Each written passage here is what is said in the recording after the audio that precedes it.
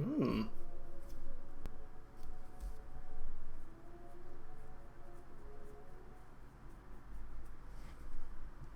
Mr. Boyd, there's some armed men on the floor. Mr. Boyd, there's a lot of them.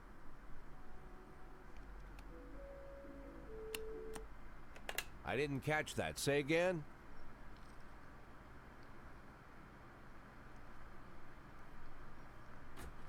Excuse me, Mr. Boyd. It seems I accidentally frightened your secretary. Ah, they publish these stories in a book? My grandfather read me these stories from the old newspapers whenever I was ill. As a child, I was often ill, several times a year.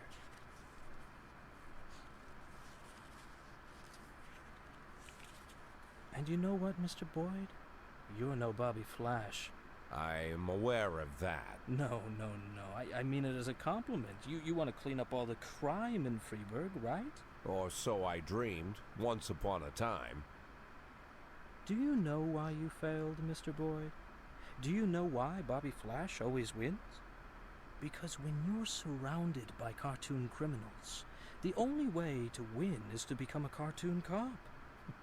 You're no cartoon, Mr. Boyd.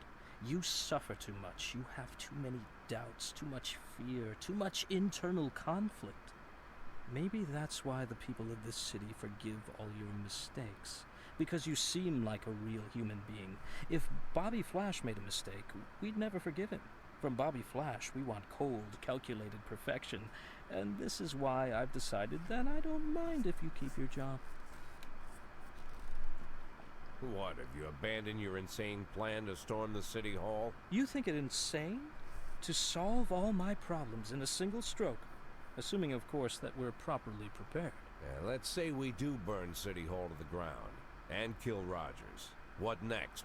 You simply walk into the smoke-filled room and take a seat in his smoldering chair? No, Mr. Boyd. I've been preparing for a year for what happens next. I'll give the prosecutor's office an impressive folder with compromising evidence against Rogers. Information about how he suppressed his political adversaries, finally lost his mind, and plotted to rain blood on the streets of Freeburg. Of course, Troy Starr, faithful City Hall employee that he is, will easily confirm all this. At the same time, my dear Jordan will finally decide to break her silence and tell everyone how that fool Rogers threatened her, forced her to kill all the victims of his sexual violence to ensure their unpleasant stories would never come to light. Of course, everyone will understand that we didn't have time for formal complaints. The night before Mayor Rogers' private security detail would plunge the city into chaos, our valiant police chief Jack Boyd made the difficult decision to arrest the mayor of Freeburg. Unfortunately, Rogers descended into delusion and engaged in a shootout with the police, which ended in his death.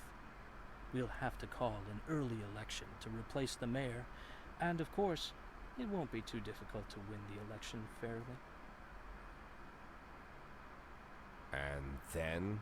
You know, Mr. Boyd, most of the facts that I collected in Rogers' file are quite true. Anyone who reads through the mountain of evidence would have no doubt that this man was the most vile person in the world. Murderer, a rapist, thief, racist, sexist. Are you a sexist, Mr. Boyd? I'm sorry? Are you a sexist, Mr. Boyd? Or perhaps racist? I try not to be. That's it. I as well. Although I have long been known under a revolutionary pseudonym, I myself am no revolutionary. I believe in evolution. I am convinced that a city which offers such broad support for racist gangs, a city where people cheer as feminist protests are suppressed, a city which for decades has tolerated corrupt officials, I say this city has no interest in a mayor who unconditionally stands for freedom, equality, and the rule of law. Not yet. But perhaps they are ready for a mayor who tries to stand for freedom, equality, and the rule of law. At least when the situation allows it. That's why you're so popular, Mr. Boyd. The city is ready for people like you and me. for people who are ready to make compromises. I'm counting on you, Mr. Boyd. And, when will they be ready? I beg your pardon? You said that the city isn't ready for a mayor who stands for freedom, equality, and the rule of law. When will they be ready? Who decides when they're ready? I'll decide.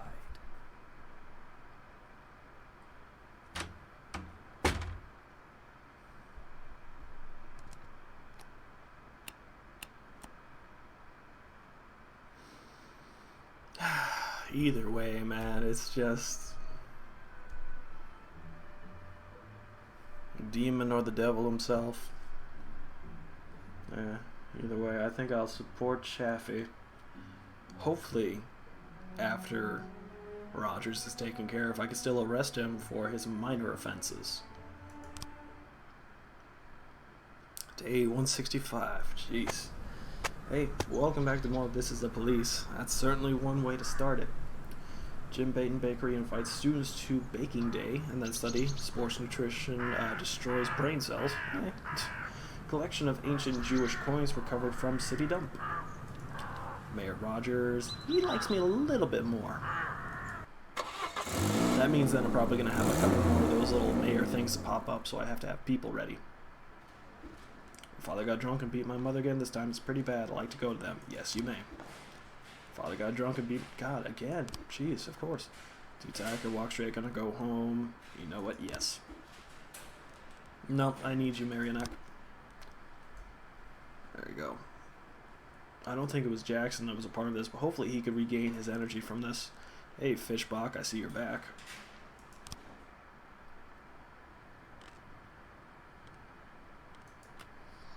Okay, into the breach we go. I think that's a perfect song after all that.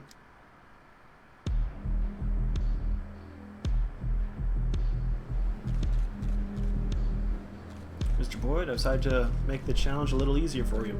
Unfortunately, our friend Troy Starr can't risk his cover by prying too deep into the City Hall security detail, but I found another solution. Risk prying too deeply into City Hall security details, but I found another solution. Over the next 2 weeks, you will be directed to certain people who can possess useful information. Useful, that is, for planning the assault on City Hall. Some of these people might not feel like talking, so you may need to send more than 1 or 2 detectives. Plus, some of them might get cold feet and decide not to share their information with us. Even try to flee the city, so don't delay. There's my share. First and foremost, we take care of SWAT, or we take care of this. Here. Proceed. Convoy of white Jeep sighted at a gas station. Trying that. Pond caretaker. Go with Gordon. Public indecency. A shopkeeper reported that a naked older woman just ran past the store. She was barefoot, with long gray hair. She looked inside the shop completely naked except for a blanket thrown over her shoulder. Then I offered to help. The old woman just cursed and went on her way. Aquino? Disorderly conduct at the city center. Retiree Hilda Hutchinson reported that several school children are running around in the streets turning over trash cans. Send someone over quick and teach these little assholes a lesson. Kozumi. 9/11 in progress. Unemployed, the former head of City Hall Security is dismissed 18 months ago for failure to report to duty. There you go. Theft at the Donatello. Amy Marbin said that a homeless man snuck into the kitchen and ate almost everything there was, including the powdered sugar. We locked him in there. Come and take this asshole to the station. People are in just no mood. Ah, yeah. And here's everything for this. So this is going to be the next thing that we got to take care of. So we got a little team leader, an experienced commander who coordinates operations, usually heads a small group of fighters during an assault. Guess that's me.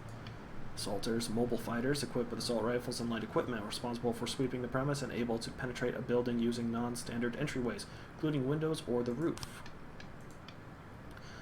A soldier in heavy gear carrying a ram and several types of explosives, able to break through protected and reinforced positions, and can target any object to create a tactical advantage. They usually work alongside assaulters who supply cover. Sniper, covert fighters equipped with binoculars and rifles with telescopic sight, they track field operations from a distance and provide cover. Soldier in special diving equipment designed for combat missions underwater, armed with light machine guns and underwater cutting torches. Huh. Museum of Feelings and Fine Arts, Courthouse, University of Freiburg, the City Hall. There's the pond and the St. John's Cathedral. Definitely a tough location. Alright. Disorderly conduct, taken care of. 9/11/14 complete. Yay, theft report, taken care of. Public indecency, taken care of. Drug reports, also taken care of. Boom. Yeah, I got another 1,000. And now we got bowling, who needs a little bit of extra information or help. So sweet. Now we can actually eliminate the gang. There we go. Sweet. Pagan ritual details are still kind of iffy. But we got some good detectives on the case, so here's hoping. And now while these guys are coming back, we can wait a little bit and then get some more information. Okay, so I also got the notes from Aaron Jensen, unemployed. Unemployed, the former head of City Hall security, dismissed 18 months ago for failure to report to duty. The main entrance to the City Hall is a real thoroughfare. Terrorists could walk through there like nothing. I kept telling them, give me an experienced military force, preferably with large caliber rifles, but nobody paid any attention. Pond caretaker. Recently we tried to replace a rusted out sewer gate in the pond, ways off from the boat station. We sent in a young diver who panicked in the muddy water. He lost his tank and nearly drowned. I asked for a couple more experienced divers, but nobody showed. I'm still waiting to hear back from them.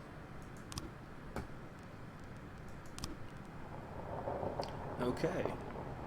11/11 Drug sales at the Live Good mini market parking lot. Ralph Engel approached a girl to ask for directions, and she took him for a client who wanted to buy cocaine. I'm up for anything in life, but never drugs. My mother won't even let me try wine. Huh.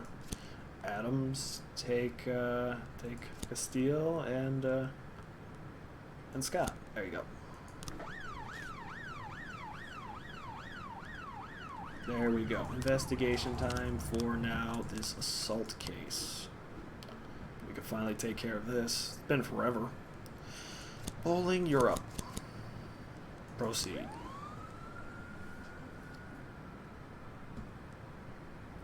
I got plenty of money now, so that's good. progress. Reckless endangerment at Kevin's throat bar. Excuse me, speaking about throat. A group of friends got drunk and decided to play a game of darts using knives. One of the guys missed and injured a young female. Robbins, take Aquino, Ode, and Munn, Osman, and you know what? Let's take Duck. 11/13 in progress. Illegal arms sale at Freiburg High School. A high school student is selling guns in the school bathroom. The brat brought a whole backpack full, said one school worker. Are you serious? This is just like unreal. You sure this isn't just you getting payback on someone? Because if that's the case, like, good God. Thank God I wasn't in such a terrible high school. In progress. Drug sale taken care of. Drug manufacturing. Oh, Mr. Boyd, our girlfriends are playing another party, and this time we want something really special. I'll be very grateful if you choose one of your more well-built and sexually uninhibited employees. We'll take care of the rest. In case that wasn't clear enough, they'll be asked to perform a striptease. We're tired of the clowns that the escort agency keeps sending us. I don't know. It's drug manufacturing in the ghetto. Mrs. Brooks says that her neighbors are growing marijuana. They're not even hiding it. They're growing those evil bushes right in the window. Sure, let's take care of that. Officer, The knife is still stuck in the girl's side and the wound is bleeding. There's a menacing crowd gathering around the man who threw the knife. Back away or everyone is leaving here in cuffs. Pull the knife out of the girl's body and throw it at the man. Seize the man. Man jumps on the bar and runs for the exit. Trip him with a nightstick. 415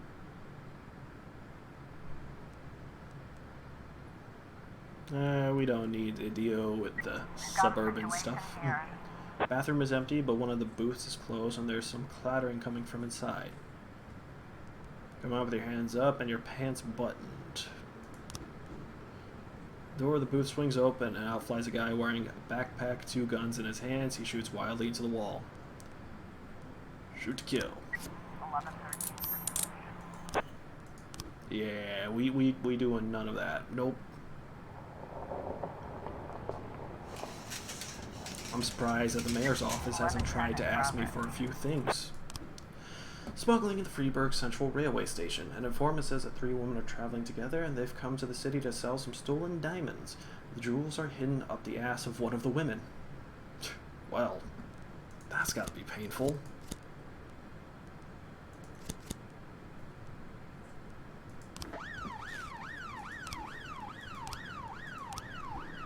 There you go. And yeah, there you go. You guys are now back a part of that. Good.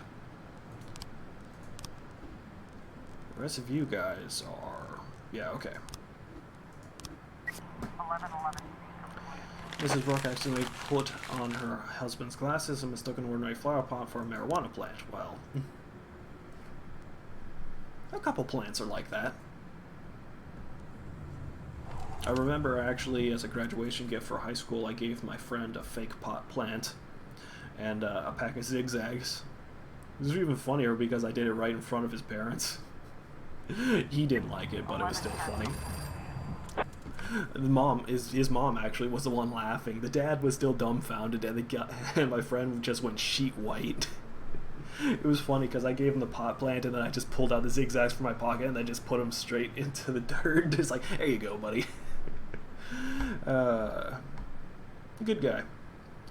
The city's garbage collection crews drank sour milk at a company gathering and haven't been able to work for several days. Meanwhile, the streets have turned into a dump. Emergency services are jammed up from being calling for help.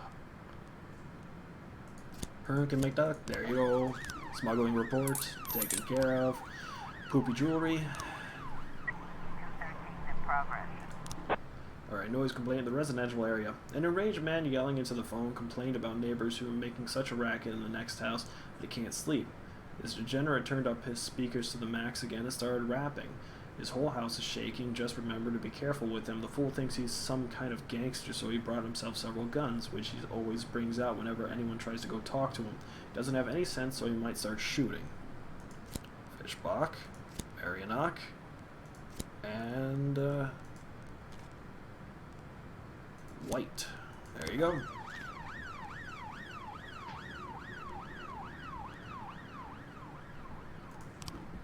Okay. At least we got some more information for this. I can actually finally do this. Alright, a man attacked a mixed-race couple who were walking along the beach. Miss Court. Me and Alex were just having a quiet walk along the beach when some guy ran up and hit Alex in the back of the head with his fist. Alex fell down and the man grabbed me by the hair and started yelling that I was worse than a whore for laying down with a dark-skinned man. I tried to escape, but the freak held me tight. Then I saw he was wearing brass knuckles and a blade flipped out of them, and he cut my cheek. The pain was really bad. He shouted something like, "Not everyone will know what you are, a slut with no soul." Then he ran. Blood was covering my face, and I saw he was heading towards the parking lot. Mr. Jacobs. I didn't see anything. All I remember is a heavy blow to the back of the head, and everything went dark when I came to. I saw the ambulance and the police were here. Medical examiner. The girl's cheek was cut with a small blade. The man was stunned by a powerful blow to the head. Judging by the bruising on the man's head, the assailant struck him with brass knuckles. Crime scene. Around the crime scene were found traces of blood and a baseball. Mrs. We was just pulling into the park, and I saw a small, gray-haired man quickly getting into a rusted pickup truck. Noticed him in particular because his arm was covered in blood. I thought he must have really hurt. He must have been really hurt. I wasn't surprised. The beach of ours, even in the winter, is like a minefield of broken bottles. Huh.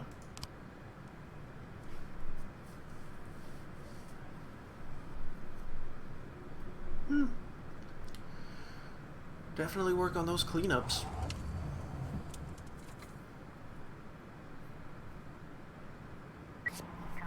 Noise complaint report.